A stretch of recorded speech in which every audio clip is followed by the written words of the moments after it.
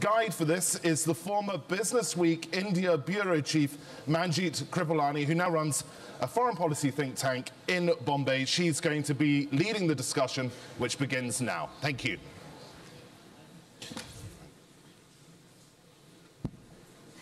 Thank you for that. Welcome. I know a lot of people have already left, but the best is yet to come, and here we are. I'd like to introduce my my co-panelists, but before I do, let me give you a few statistics about India. This session is called Open India, and India really is open for business. It is a vibrant media and entertainment market, and one of the largest after US and China. India has 500 television channels, 6 million viewers, that's 2 times the population of the United States, 1 million circulation in newspapers, 50,000 or more newspapers in the country, 1,000 movies made a year, 3.5 billion tickets sold, 80 million cable and satellite homes. You know, those are massive numbers. It's a market that nobody can ignore. Everyone is in India. Indian players, multinational players, homegrown. There's Viacom, Turner, Disney, News Corp, which is a big player through Sky, and 20th Century Fox and the Wall Street Journal. Warner Brothers, the Financial Times, that's the Pearson Group, Forbes, CNN, CNBC, Bloomberg, they're all there. With the Indian players, they've gone from being family-run mom-and-pop shops to a more sort of professional group. There's the Anandabazar Patrika Group, which is owned by the Sarkar family. They have a tie-up with Star, which is the Fox's Asian channel. There is the Times of India Group. There is NDTV. We heard from Pranoy Roy yesterday. ZTV Group, UTV, the India Today Group, Dainik Bhaskar, which is the largest Hindi daily, Sun TV, which is a regional player from South India, Eros, Reliance, they're all here. The market in India is large volume, but still very small in terms of revenues, so there is a lot of opportunity. According to a report by a local brokerage called SSKI, annual revenues of all media businesses in India together is just $13 billion, which is half the size of Comcast. India's largest media player has revenues of only 600 million, and the entire media and entertainment space is valued at $25 billion, and that's half the market cap of Disney. Profits are also negligible, but no one is keeping away from India. They're all here. The market size is tremendous, and so we'll find out really what's going on. Let me introduce our panelists. To my left is Avik Sarkar, who was actually my former boss.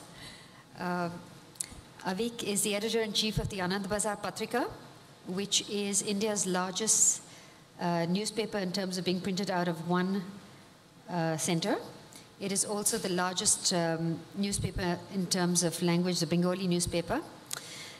He is the editor of Penguin Books, Star News Holding Company, The Telegraph, a very popular newspaper in India.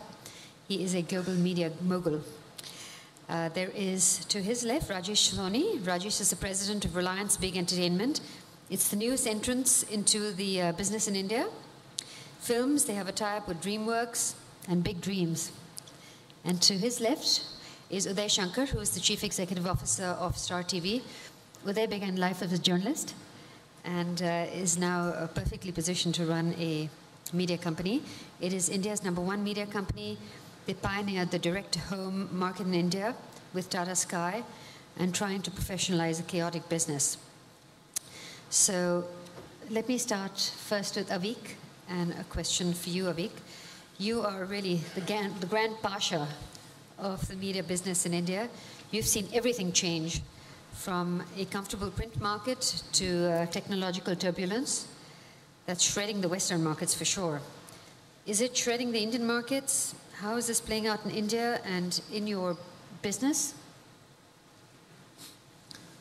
Thank you, Manjeet. Ladies and gentlemen, let me give you a brief snapshot which we have been able to collate, which will give you an overview of the print industry in India. The circulation of the newspapers is on the rise. It has to be because there is a literacy rate being in India low, and so there is a huge headroom, and each year very large number of people are entering the market. It is also therefore for many people aspirational. Yet, on the other hand, the readership of the print publication in India is definitely under threat. Percentage of people reading any publication is stagnating, if not declining. The absolute number of readers, however, shows signs of recovery, and they are increasing. The potential for print is large. The gap between the potential, those who can read and write a language, and the actual, those who read any publication, is more than the current reading universe. Expectedly, the untapped potential is the highest in rural areas and small towns. However, even in bigger towns, less than 50% of those who could read any print publication. Confidence in the ability of the print medium to exploit the potential is possibly high. Most experts predict a growing circulation revenue and advertising revenue.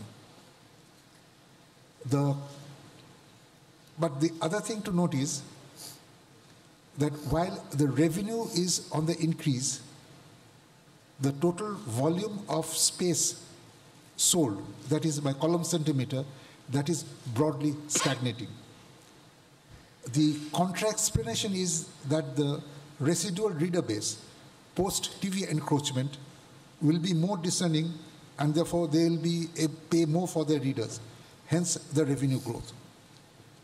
Growth in advertising has come from yields rather than volumes. This trend is possibly an indication of shape of things to come because of a more addicted audience of the press. The onslaught of television continues. Television has overtaken print in terms of its reach in urban India at least.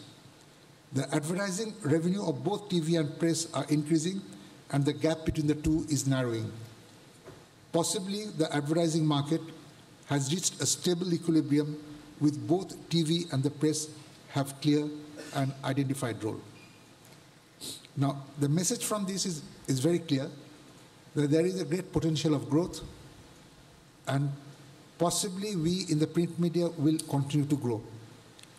However, there is what is called dark clouds in the horizon, in the sense that if your yield, rate of growth of the yield is small, and if your readership is falling, there's potential for danger.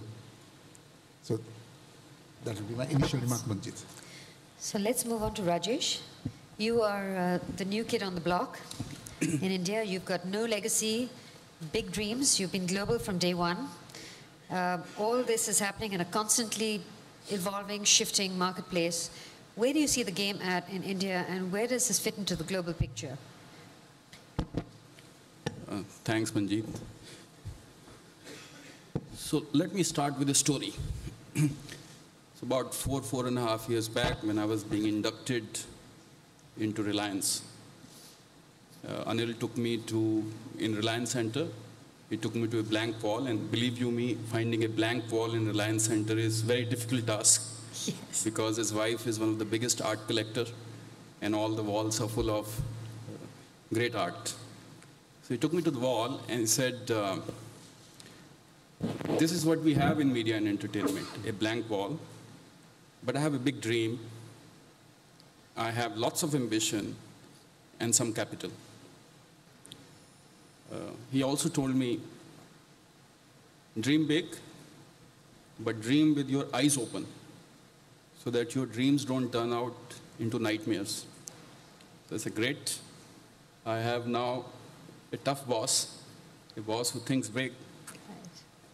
He wants to build a big business, so how do we go about it? So we looked at the whole scenario, and these are the 4 or 5 things that we saw for ourselves. First of all, we saw that at $10 to $12 billion industry size, it was only 1%, the media and entertainment business, everything put together, was only 1% of Indian GDP, which is about 4 years back or 3 years back was roughly about $1 trillion. And if you compare this with world GDP on media and entertainment, we found that was around 2.5%. And if you compare it with the advanced world like US, media and entertainment sector contributes about 5%. I said, great. This doesn't seem to be enough to satisfy his ambition, $10, $12 billion business. Incidentally, our group turnover today is about $10 billion. But I also saw a great demographic platform. Billion plus people, but here is the cake. More than 54% of the people are below the age of 25. Right. That's a great data point. Then we found the industry has multiple growth engines. And some of them I'll talk about. A week has talked about print. And we also found when we think of India, there's not one India you talk about. You talk about many Indias. Perhaps one example of this many India is perhaps the only country in the world, or amongst the few countries in the world, where print is a growth business, is a sunrise business. In most part of the world, the perception of print, especially in the developed world, is a dying, slowly dying business. We found a film entertainment business. We saw the broadcasting sector, and we also examined the digital media. So what did we find? We found that most of the industries were chaotic, which is a good thing. I think chaos, democracy, and diversity are the bedrock of creativity. That didn't bother us. What did sort of look like both an opportunity and a problem or a challenge was fragmentation. So think of it, we make 1,000 movies in a country, but not a single producer used to make more than 1 or 2 movies a year. Think of a country which has almost 100 million pay TV households, but being served by thousands and thousands of local cable operators. And yesterday, James referred to this chaos, and this chaos, which has now turned into a $5 to $6 billion industry, but still very fragmented. We found another challenge. Great population, great demand. For example, let me give 2 data points. 3.2 billion admissions into movie theaters, but almost no pricing power to the exhibitors, for example. An average movie ticket is less than half $1. Again, if I were to take another reference point of pay TV, 100 million households, but ARPUs of $3 to $4 million, $4 per household, as compared to $30 to $50 ARPUs that prevail in the Western market. Another unique point, we found that there was extreme dependency on advertising for most of the media businesses, and which continues. Most of the print organizations, for example, get 70 to 80 to 90% of their revenues from advertising. And advertising is only $5 to $6 billion industry. So these were the challenges that we inherited. And then we sort of said, all right, this is what we have. But the potential of the economy, when India moves 1 trillion to 2 trillion, I'm going to double the turnover of media and entertainment industry to 20, 25 billion. And if we go to 4 billion, then we'll reach 5% mark of.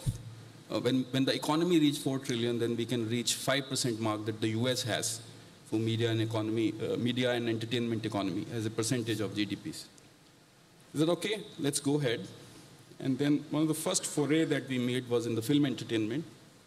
And I'm happy to report that in 4 years, we are the largest integrated film entertainment player in India. We have now significant presence from exhibition to distribution to production, to post-production, to labs, to studio hires, animation studios, home video distribution. Our network today does 12% of all box office collection in India. Our vision is to take it to 25% in the next 2 years. There is not a single player of our kind in the film entertainment business who's straddling across the whole value chain. And that's where we've concentrated our capital and our resources. The second area where we've gone in is in the area of broadcasting. And we found an organic opportunity in the early 2006 in the radio. Today we run country's largest radio network in the number of radio stations. We have refrained from television broadcasting, but we have gone on the backside of television broadcasting, the content business. We acquired one of the leading content company called Synergy. We own 51% in that. We also launched our distribution platform in DTH, and we compete with Tata Sky there, Big TV. It's one of the fastest growing DTH platform in the country with 2.3 million users in just 16 months of its launch. And last but not the least, we placed our bets also on the digital media. We feel that it has transformative capabilities as India moves in the next decade.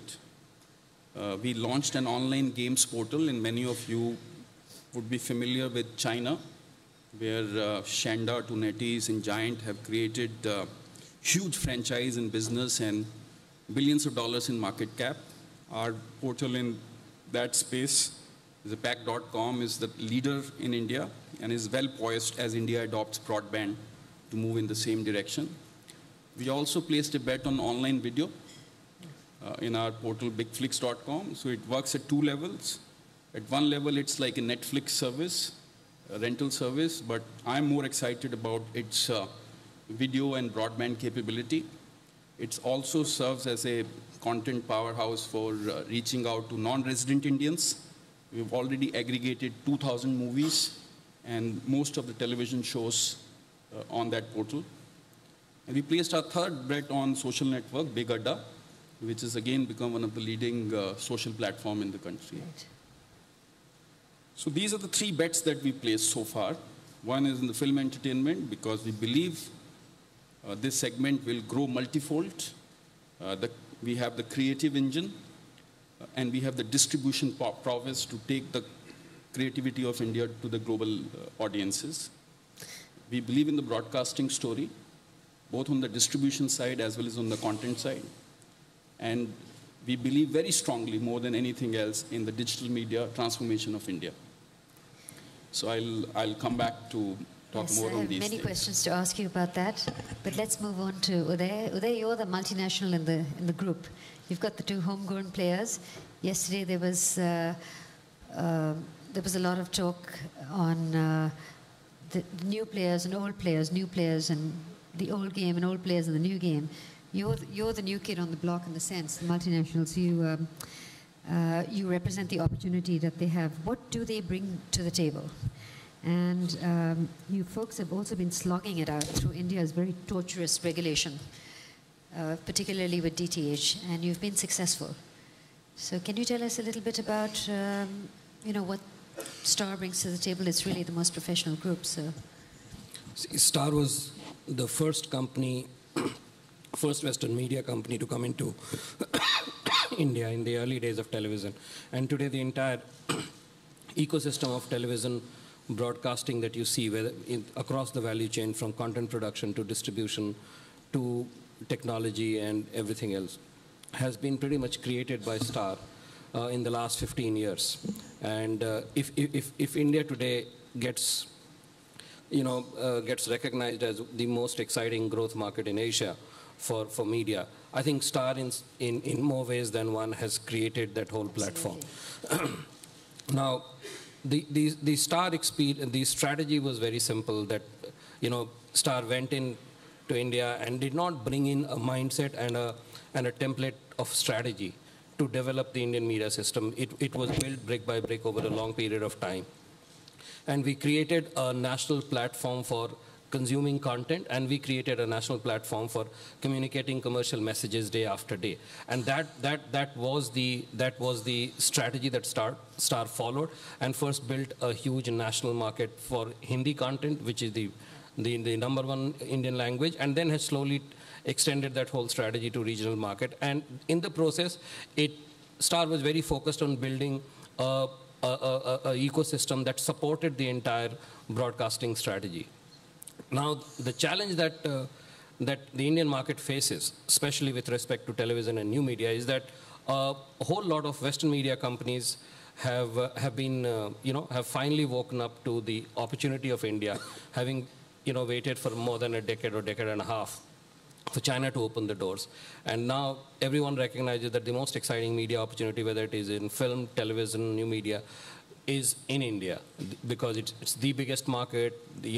All the data that the two speakers have spoken about make it really very exciting. But there is also a sense of impatience, both among the Western media companies and among the local players, to somehow build scale. And sometimes it is the irrationality of understanding that scale which is creating a huge challenge, and that's leading to all kinds of distortions. So you have a situation where people are destroying value in order to build scale, whether it is broadcasters, whether it is the media companies, who are bringing down the value of advertising. Give us an example. For instance, we all talk about 100 million television homes, and we talk about the remarkable growth of DTH business in India.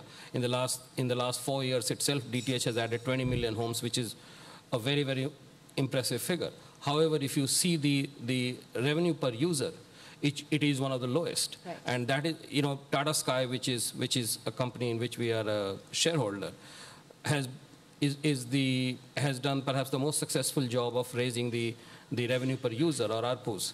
And yet we find that those revenues are nowhere where they should be to make the business, business robust.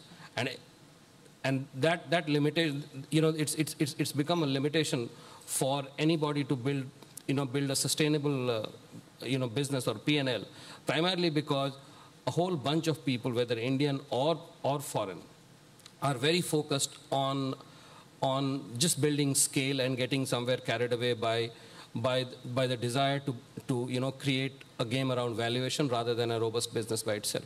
And what it creates is challenges at multiple levels. But the most disturbing challenge that it creates is a distortion in the primary relationship between the media entrepreneurs and the local politics. So when you have a successful Western media company coming and doing a good job and building a successful business, and you wish to graduate to that scale, that's when you start playing really retrograde cards like protection for the domestic media, expelling foreign broadcasters and limiting their penetration in sectors of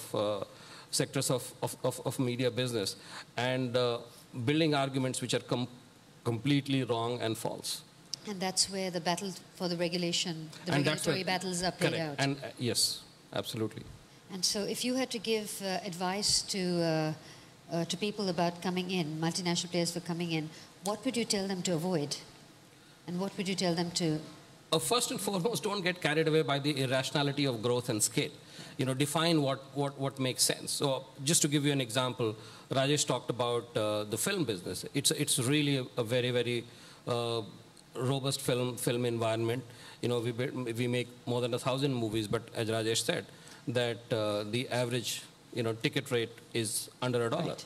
And that doesn't make sense for anybody. One, they will always be lower, which as businesses we need to recognize, because we cannot apply the Western ARPU or Western ticket rates to India and hope for them to succeed. However, it's also important to focus less on making 1,000 movies and more on making those 100 movies which will be successful, which will get to next level of which will grow the business, and which will make sure that next year we can make 200 more movies which will be even more successful. And that is where there has been much less focus. We made this movie My name is Khan this year. And thanks to the discipline and strategy that our sister company Fox instilled in us, we've been able to take this movie to a level of success which would be, which is very satisfying. It's already the most successful international, movie made out of India. And that's primarily because we acknowledge or recognize where the value spots lie, and we could target them rather than just building a movie and be irrationally spending money on and just trying to see, this is the size of the market that's been able to corner. Right, but you've also been in India a long time. You've learned the lessons. And so Sorry? You've also been in India a long time, and you've learned the lessons. Right. And so you are able to play a much more finessed game. We've learned the lessons, but we were always focused on building a business that will last a long time, and not just play the short-term game of opportunistic opportunities. Yes. And Rajesh, I'm going to move back. I'm just going to request the audience, if you folks want to jump in with questions, just raise your hands, and if you want to just get into the conversation at any point, just speak up. Rajesh, just to ask you a little bit about innovation in the Indian business model in the media game. Is there anything that particularly is taking place since you're the new player? Is there an innovative model? Tickets may be 20 rupees. I remember in the cell phone industry, everyone said, it's a half a cent for a cost, but now the whole world is playing the same game. What is the innovation within the industry in India? Let me sort of start with that. The Indian mobile business model. We run the second largest telco in India, Reliance Communication. So what has been the innovation there? Innovation has been creating 30 to 40% and 45% EBITDA margins by creating mass participation of consumers at ARPUs of $5 to $10, but managing cost in such a fashion to get to 30 to 40% EBITDA. And when we talk about cost, it's about deploying appropriate technologies, but also large-scale outsourcing. But my belief is media markets are different from telecom markets in many respects. At the core of media markets is creativity. It's our ability to deal with creative talent. And at the second point is our ability to price that creativity or price that content and create pricing power for that brand. And I'll give you two examples. In last 10 years back, if you looked at Indian exhibition sector in film industry, 13,000 cinema theaters, most of them ramshackled, single owner, very low emphasis on customer care, bad toilets. But I think in the last 10 years, the multiplex industry has proven in India that Indian consumer is capable of paying world-class rates if you upscale the experience. So today, for example, with just 250 screens in India that we have, we are able to drive 12% of box office revenue, right? And that is because we have greater pricing power. We have upscaled, at least in the urban India, the consumer experience. But the big challenge will now be to take that experience to 5,000 towns and villages in a model which is sustainable. So my question to my team is, great, we built this model of 12% box office collection, but how can we expand the pie now by taking this experience and innovating and creating low-cost luxury experience for smaller towns? And I think that is where the next wave of pricing and next wave of creativity is going to come on the exhibition sector. I'm just taking an example of that. That's very interesting. That is the Indian strength, is actually creating a high-quality, low-cost, sustainable model. Yeah. So, Avik, may I ask you a question? You talked a little bit about literacy rates in India improving. This country has a large youthful population, which everyone has emphasized. What kind of impact is that going to have on your business? See, Manjit, as I said before, the literate, there been large number army of people who just learns to how to read and write, and there is social bonanza attached to the art and knowledge of reading, because traditionally Indians held that the way to success is how to know how to read and write. For that, the print media is an aspirational vehicle. So the strength is this, that all those who read and write is a potential market for us, and that market is growing. So we have a massive headroom, which allows us to increase our market. But the pitfall is, like my colleagues here have mentioned, that again the pricing point is low. We are also dependent on advertising. The newer entrants wish to pay less, and to attract the newer entrants, you have to price at an uneconomic price. This, combining with what is called the power of the newer media, we find that the overall revenue model is somewhat stagnating. So it is a challenge. Our challenge would be, like the challenge in television or cinema exhibition, how to persuade them to pay more for the products. Right. And just to go back to the multinational questions, you have a tie-up with multinational companies. What do you bring to the table for them? Well, we have now what is called 3 tie-ups in the multinationals. We have a tie-up with the Pearson Group for books, Penguin Books. We have a tie-up with the News Corp for news television. And we now have a tie-up with Time Warner for Fortune magazine.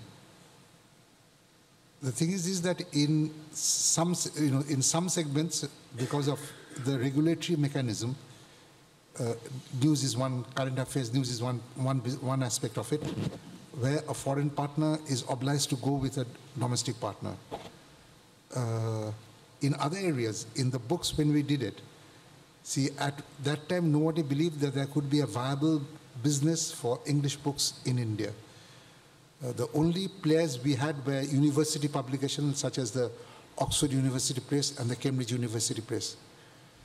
So it took me 6 months to convince Penguin that there would be a growing market for English reading public.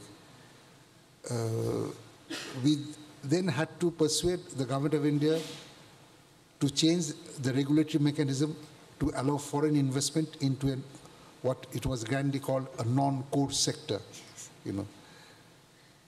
The result has been a resounding success. I mean, the books have been selling more in 2 ways. First, globally, there has been a recognition of the Indian writing talent. Salman Rushdie, Vikram Seth, Jhumpa Lahiri.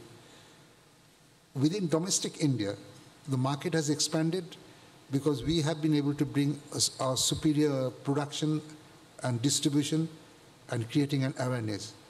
I mean, so much so that even a book such as an Indian Nobel laureate in economics, it's a very tough book on justice. We are able to sell 50 to 60,000 copies in hardcover, which is quite a remarkable achievement. The trick of doing in the foreigners is this, that most multinationals normally feel that they are hampered by Indian laws which are too protective, as Uday said. Right. And so they would need somebody who they could do business with, have the same vocabulary, same sense of value, and the most important, somebody they can trust. Right. And that's the sole thing which you can bring onto the table.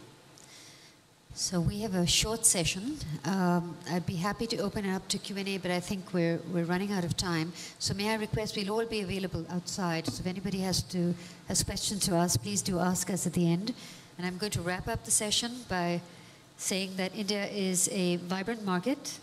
You have experienced local players that can assist multinationals that are looking to come into the sector. The multinationals are doing well. They have something to offer, and they also have a way of understanding, building an ecosystem which India desperately requires. And then you have Reliance, which, given Abu Dhabi's ambitions to become a media center, I'm sure Reliance has some lessons to offer the state of Abu Dhabi on how to be the new kid on the block and how to just make a big impact very quickly. So thank you all for coming. And I apologize again for the lack of time for question and answers, but we're available outside. Thanks.